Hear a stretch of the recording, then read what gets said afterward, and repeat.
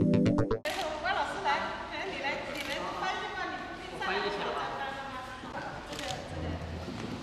建筑师。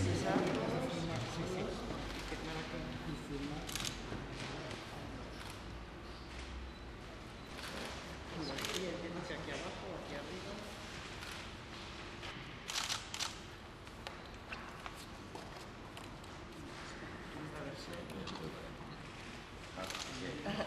Gracias.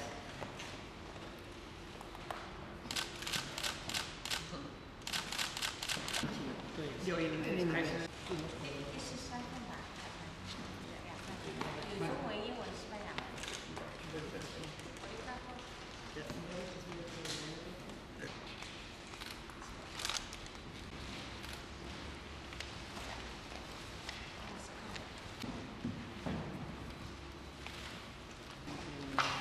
Solo